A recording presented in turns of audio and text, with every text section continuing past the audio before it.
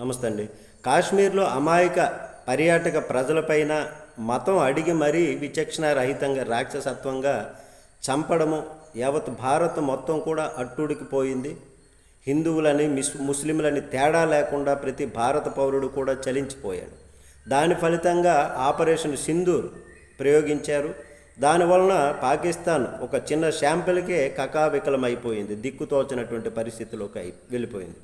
అయితే అసలు వీటిని గమనిస్తే ముందు అప్పట్లో పాకిస్తాన్ భారత్ నుంచి ముక్కలుగా పోయి మేము హిందువులతో కలిసి మేము బతకలేము ఉండలేము అని అన్నటువంటి వారు వెళ్ళిపోయారు.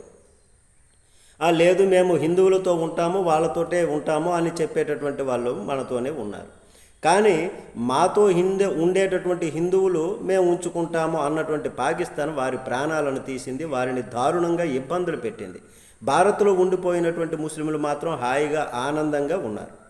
1971 తర్వాత అప్పట్లో షియా సున్నీల మధ్య గొడవలు, దాని ఫలితంగా తరిమివేయబడడం, చంపివేయబడడం, ఇట్లాంటి ప్రాణాలు తీయడము జరిగింది. ఆ గొడవల కారణంగా దేశాన్ని ముక్కలు చేయడం జరిగింది. దాని కారణంగా భారత్పై అప్పటి నుంచి కోపం ఉంచుకొని ఎలాగైనా భారతదేశాన్ని నాశనం చేయాలి అనేటటువంటి మొదటి ప్రయత్నంగా ఖలిస్తాన్ సిక్కుల్ని రెచ్చగొట్టడం. ఈ విధంగా చేసి ఏదో చేసేద్దాం అనుకుంది. అలా వారి వెనకాల దన్నుగా నిలిచింది. అల్లర్లు సృష్టిస్తే వాళ్ళని ఇబ్బంది పెట్టి వచ్చాను. చివరికి ఆ ఖలిస్తాన్ ఉద్యమాన్ని అణిచివేయగలిగింది భారత్. ఇప్పుడు వాళ్ళంతా కూడా విదేశాలలో ఉంటున్నారు, ఖలిస్తాన్ ఉద్యమాన్ని కట్టడి చేయగలిగారు. ఆ తరువాత ఖలిస్తాన్ని రెచ్చగొట్టేటువంటి ప్రయత్నం చేశారు. ఇంకా దేశాన్ని నాశనం చేసేద్దామని చేసినా కానీ ఇంకా హిందూ ముస్లింల మధ్యన చీలిక తేవడానికి ప్రయత్నం ఆ విధంగా కొనసాగింది. అయితే మోడీ గారు వచ్చాక ఖలిస్తాన్కి సంబంధించి భారత్తో సంబంధాలను కట్ చేసేశారు. ఆ విదేశాల్లో ప్రస్తుతం అయితే నడుస్తుంది, దాన్ని కూడా కట్ చేసే ప్రయత్నం అయితే త్వరలో జరుగుతుంది. అప్పట్లో ఉన్నటువంటి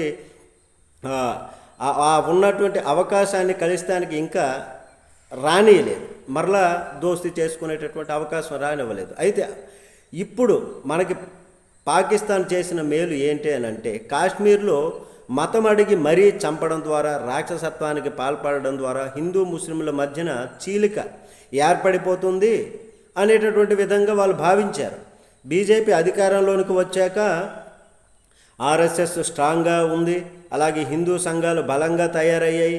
కొంతమంది దీనిపైన వ్యతిరేకంగా మన దేశంలో కూడా ఉన్నటువంటి వాళ్ళు ఉన్నారు, మాట్లాడేటటువంటి వాళ్ళు. కనుక వాళ్ళంతా ఏమైనా గొడవలు ఇలాంటివి సృష్టిస్తే కొట్టుకు చేస్తారు, వీళ్ళు బలం ఉంటుంది. దానివలన శాశ్వతంగా హిందూ ముస్లింల మధ్యన చీలిక వస్తుంది అని భావించారు. భారతీయ ప్రజలు బాధ్యతాయుతంగా ఉన్నారు. హిందూ ముస్లింలు మొన్నటి పరిణామాల రీత్యా ఒకరికొకరు సపోర్ట్గా నిలబడ్డారు. భారత పౌరులు అంతమంది కూడా మేము ఏకమే అని చెప్పి నినదించారు కూడా. ఇది ఇక్కడ గొప్ప విషయం ఏంటంటే, ఈ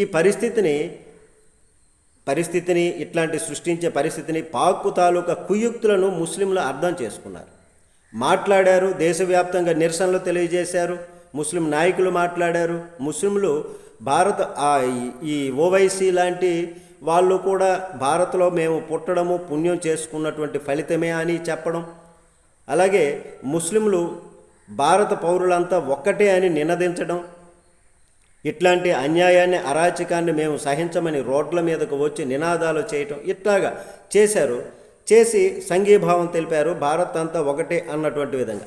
ఇప్పుడు మొన్న కాశ్మీర్లో ఆ విధంగా చేసినందువలన ఏంటి, హిందువులు ముస్లింల మీద వస్తారు, కలబడతారు, చంపుతారు. ఆ చంపేటప్పుడు మనం ఉండి హిందువుల పైన తప్పు తోసేయచ్చు, భారతదేశం పైన, దాని ఫలితంగా భారత్ని నాశనం చేయొచ్చు అనేటటువంటి విధంగా భావించారు.